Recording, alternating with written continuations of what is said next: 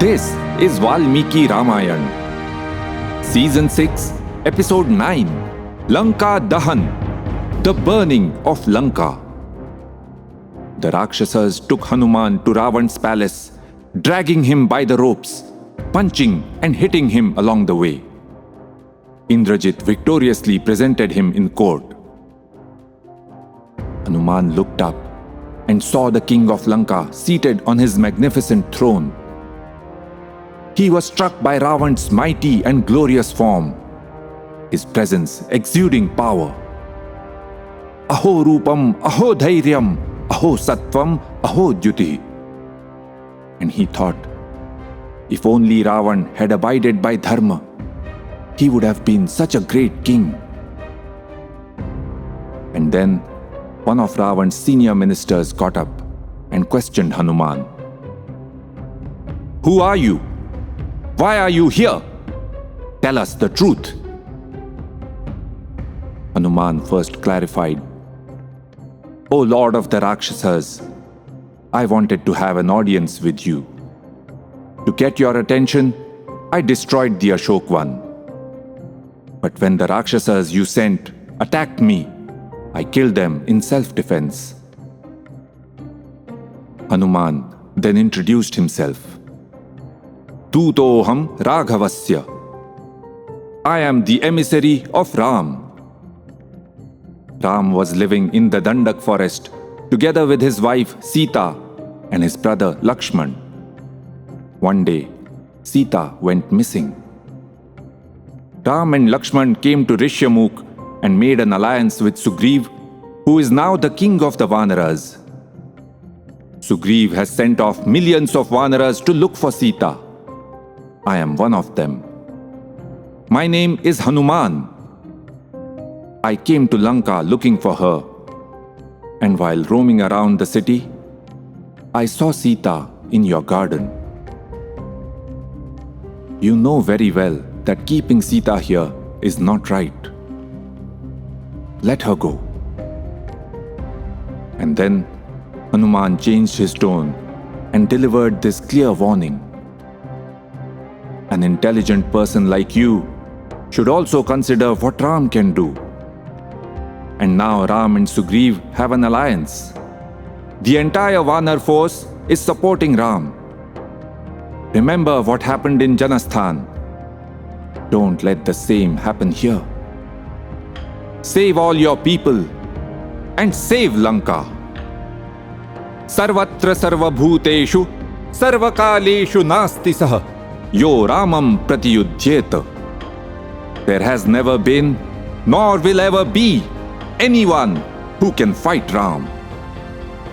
For you, Sita is like the noose of death. Don't put it around your neck. Ravan exploded in anger and ordered his soldiers, kill him! But his younger brother Vibhishan respectfully interjected, wait! Please think carefully. Do not act in anger. This Vanar is an envoy, an emissary. And you know very well that an envoy should never be killed under any circumstances. For he speaks on someone else's behalf. Duta navadhyah. Now what this Vanar has done cannot be forgiven. But there are other ways of punishing him. Vibhishan perhaps knew that appealing to Ravan's good sense may not be enough.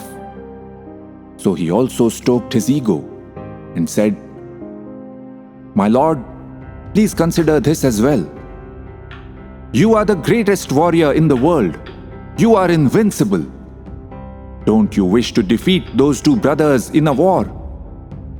But for that, this Vanar must first go back and inform them. Ravan was convinced by Vibhishan's arguments. He would not kill Hanuman, but punish him in some other way. And then he had this wicked idea. Kapinam kilalangulam ishtam bhavati bhushanam tadasya deepyatam shighram tena dagdhena gacchatu. The tail that the Vanaras wear as an ornament is very dear to them. Set fire to this Vanar's tail and take him around with it burning." Little did Ravan know what a big mistake he had just made.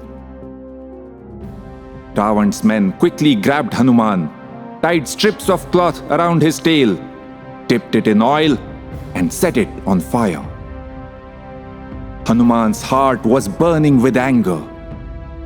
Poetically, he grew his size like a forest fire fed with dry wood. The Rakshasas started pulling at his binds to parade him through the city. At first, Hanuman resisted. But then he thought, "I have seen Lanka at night. Now I must see the city during the day. Avashyameva drashtavya maya Lanka nishakshaye."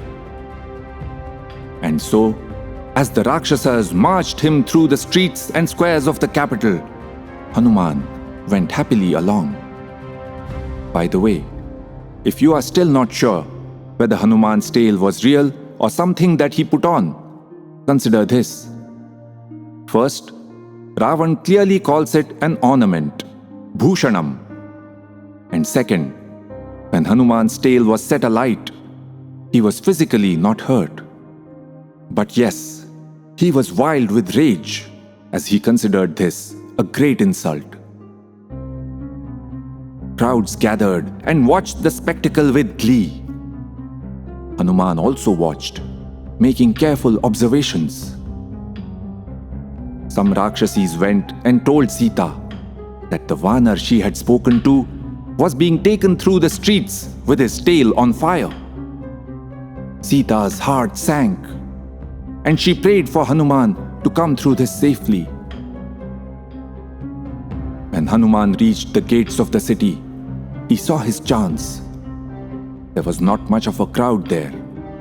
He deftly freed himself from the bonds, made a surprise attack on his captors, and within moments finished them off.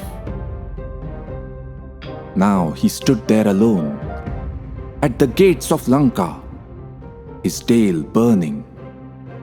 And he thought, "What else can I do that will strike at the hearts of these Rakshasas?" Hanuman had noticed earlier that the fire at the end of his tail was not reaching his body. The other end of his tail was not hot at all. It was like a fire torch. And he thought, "I shall use this torch to set fire to Lanka." By now, Hanuman knew the layout of the city very well. He headed for the quarters that had the mansions of the senior-most Rakshasas. He went from one building to the next, setting each one ablaze with his tail. And finally, he went into Ravan's palace complex and set it on fire too.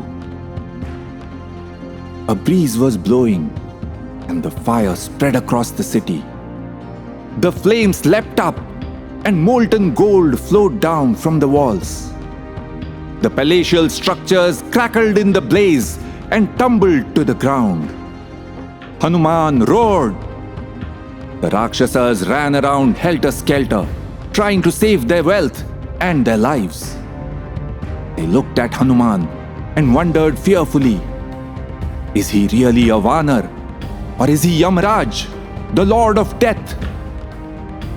By now, the whole city was on fire. The giant blaze was radiant like 1,000,000 suns. It was like the fire of dissolution, the end of time. And soon, Hanuman had reduced the city of Lanka to ashes. Hanumata Lankapuram Pradagdham. Iti ha asa. That is how it happened.